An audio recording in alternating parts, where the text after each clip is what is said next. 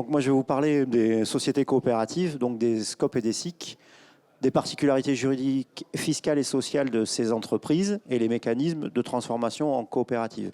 Donc, tout premièrement, on n'est pas un machin hybride. On est des sociétés commerciales, donc soit sous type SA, SARL ou SAS. Pour créer une coopérative et une SCOP, une SARL, il faut au moins 2 salariés associés qui doivent détenir la majorité du capital et 65% des droits de vote. Donc ça va sous-entendre pour cette entreprise qu'une fois qu'elle va se transformer, qu'elle se crée ou qu'elle est transmise sous une forme coopérative de SCOP, c'est les associés salariés qui vont avoir la gouvernance de l'entreprise.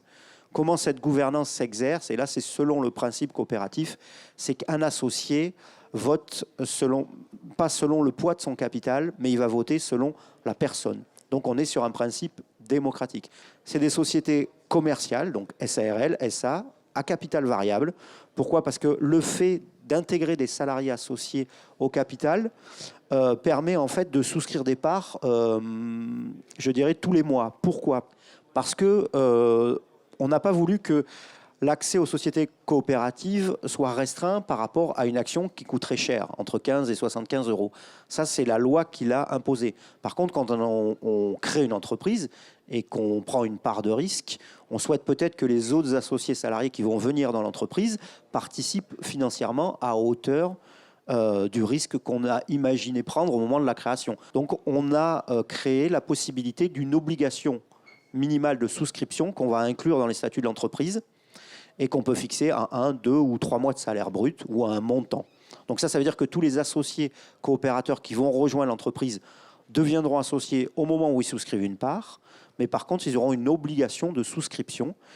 Cet engagement de souscription, il peut se faire de manière immédiate et réalisé de manière immédiate par les salariés, ou ils peuvent être prélevés sur le salaire. Et ça, c'est encadré par la loi et on ne peut pas revenir dessus. Son contrat d'associé va être lié à son contrat salarié. Enfin, son statut d'associé va être lié à son contrat salarié. Donc, si, quand il est associé, il perd son contrat de travail, il y a rupture du contrat de travail, il va perdre aussi sa qualité d'associé, puisque les coopératives sont des structures dans lesquelles il va falloir être associé et salarié. Un deuxième gros avantage des sociétés coopératives, c'est par rapport en fait au cas particulier des mandataires sociaux. Dans une coopérative, le mandataire social, le gérant ou le président, a droit à une indemnisation Pôle emploi. Ça lui est reconnu par la loi. Et au titre de son mandat social, il sera indemnisé par Pôle emploi où on mettra en place des subordinations de contrats de travail avec des liens de subordination. On a des particularités par rapport aux sociétés coopératives. On ne parle pas de bénéfices, mais d'excédents nets de gestion. En pratique, ça revient à peu près à la même chose.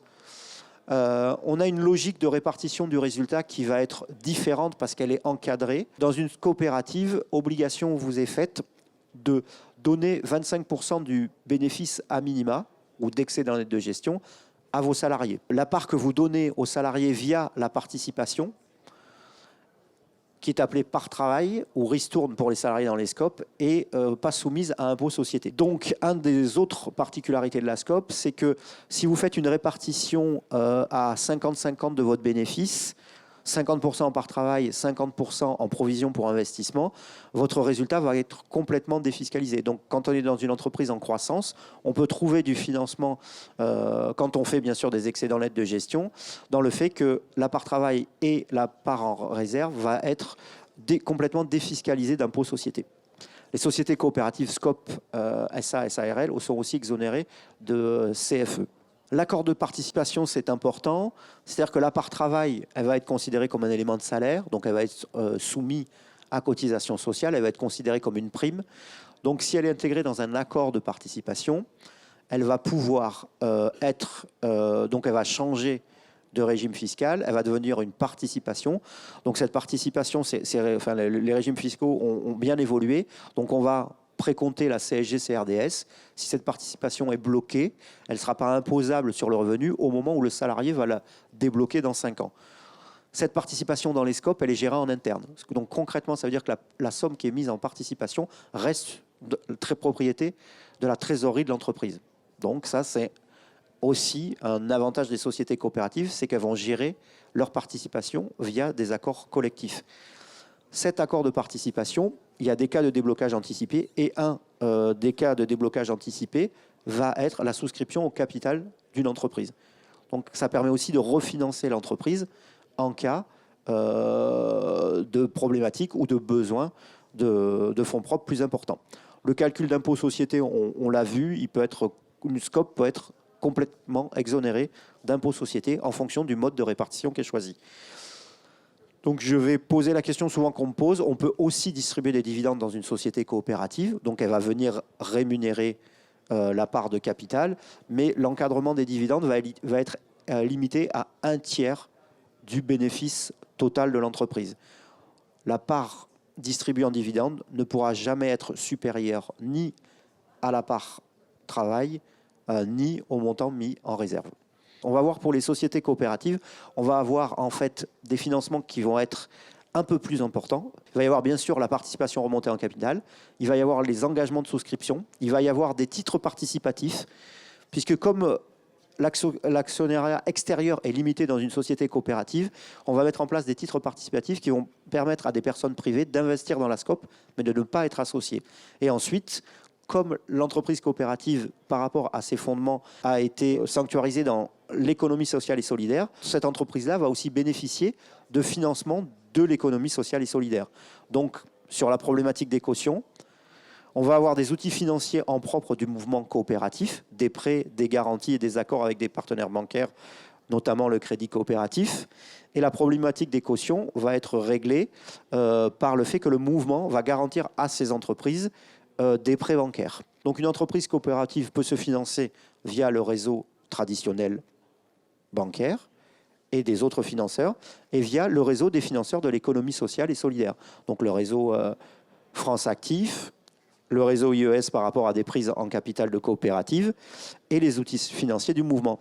Donc la volonté là des entreprises, c'est de mettre en place un système de coopération qui permet de financer le développement des entreprises coopératives et ou la transmission de ces entreprises coopératives aux salariés. Par rapport aux entreprises coopératives et dans le cadre d'une transformation, parce que c'est souvent pour ça aussi que la problématique peut être abordée, elle peut être abordée par rapport à une transformation coopérative, par rapport à la fidélisation des talents. C'est ce qu'on voit un petit peu dans le milieu des services informatiques, où des entrepreneurs font le choix de transformer leur entreprise en coopérative pour ouvrir le capital à leurs salariés qui deviennent associés et qui ont donc un intérêt de rester dans l'entreprise parce qu'ils deviennent associés salariés de l'entreprise et ils participent à la gouvernance de cette entreprise. On va répondre aux attentes du ou des dirigeants dans le cadre d'une transmission sur un retrait total ou progressif et on va figer la valeur de financement. Donc là, on va voir en fait que la possibilité pour le propriétaire de l'entreprise, c'est au moment de la cession ou de la transmission de son entreprise, il va pouvoir faire une transformation d'entreprise sous format coopératif.